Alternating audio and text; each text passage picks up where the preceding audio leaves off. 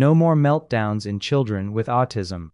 Evidence-based ABA strategies that work. Does your child suddenly scream, cry, or drop to the floor, and you don't know why? What if I tell you, meltdowns are not bad behavior, they are a form of communication? Today, I'll show you how to prevent, understand, and reduce meltdowns using evidence-based ABA strategies. Hi, I'm Jess, an ABA therapist and a registered behavior technician working with children with autism for more than 2 decades now. In this video, we will break down meltdowns step by step and give you practical strategies you can apply immediately at home or in therapy. What is a meltdown? A meltdown is not a tantrum. It is an overwhelming response to sensory, emotional, or environmental overload. Key differences. Tantrum, goal-oriented, wants something. Meltdown, loss of control, cannot cope. Example. Tantrum, child stops when given iPad. Meltdown, child continues crying even after getting it. This tells us meltdowns are not manipulation, they are distress. Understanding the ABC model. To manage meltdowns, we use the ABA behavior loop. A for antecedent, what happened before behavior. Loud noise, sudden change, demand given.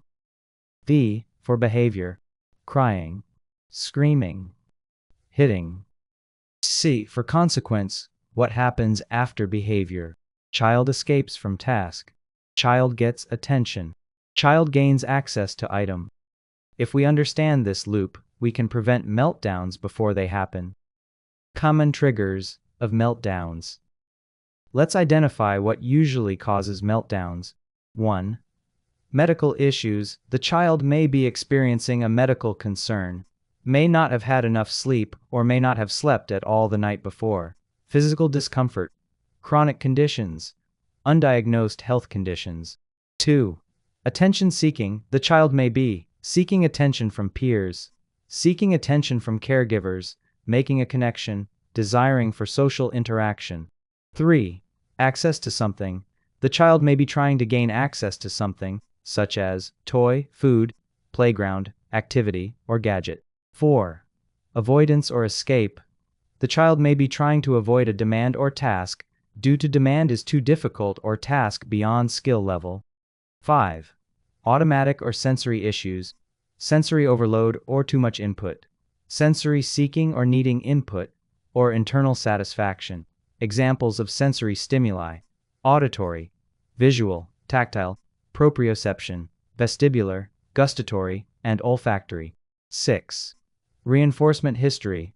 The behavior may have been previously reinforced or rewarded, which increases the likelihood of it happening again. 7.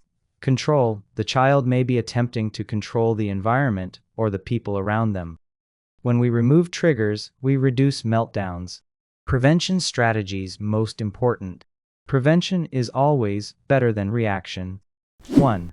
Use visual schedules. It helps child predict what's next and reduces anxiety. Example. Breakfast, shower, school, play. 2. First, then strategy or PREMAC principle. First work, then reward. Example. First clean up, then iPad. 3. Give choices. It increases control and reduces resistance. Example. Do you want blocks or puzzles? 4. Prepare for transitions. Give warnings. Example. Use visual timer. Tell child, when the timer rings, proceed to the next activity. Remind remaining time: 5 minutes, 2 minutes, 1 minute, 10 seconds, 9, 8, 7, 6, 5, 4, 3, 2, 1, 0. 5. Adjust task difficulty. Use errorless learning. Please refer to previous video, and use task analysis and chaining. Break tasks into small steps as discussed in the previous video. 6. Sensory regulation. Provide sensory breaks. Examples. Deep pressure massage, swinging, or quiet corner. What to do during meltdown. When a meltdown happens, do not panic. Avoid shouting, punishing, forcing compliance. Instead, 1. Stay calm because you are the child's emotional anchor. 2.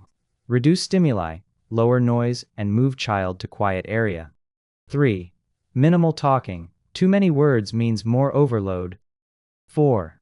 Ensure safety, block harmful behavior and remove dangerous objects. 5. Wait it out. Allow the behavior to run its course without trying to stop or control it immediately, while ensuring the child is safe and supported. Meltdowns need time, not control. After the meltdown is where real learning happens. Teach replacement skills. Communication training. Teach child to say, help, break, all done. Reinforce calm behavior. Praise immediately, example, good calming down. Review, trigger. What caused it? How to prevent next time.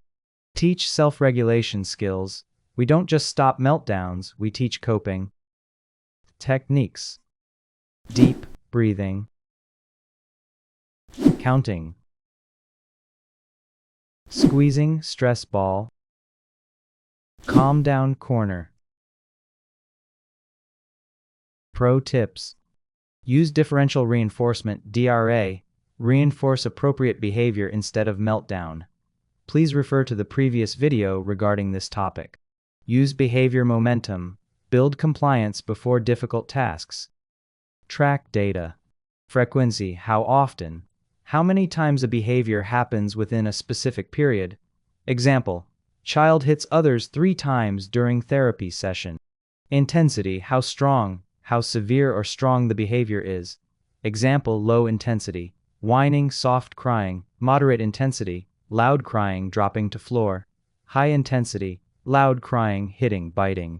Latency, how long before behavior starts. The time between a trigger, instruction, or event, and when the behavior begins. Example 1, instruction. Clean up toys. The child cleans up after 10 seconds. Latency, 10 seconds. Example 2, teacher gives instruction. Child screams after 5 seconds. Duration, how long the behavior lasts. How long the behavior continues from start to finish. Example, crying lasted from 2 p.m. to 2:07 p.m. Duration, 7 minutes. Data helps us see progress. Meltdowns are not misbehavior. They are a child asking for help in the only way they know. When we change how we respond, we change the child's behavior. If you found this video helpful, please like, share, and subscribe for more evidence-based ABA strategies. Thank you for watching, and see you in the next one.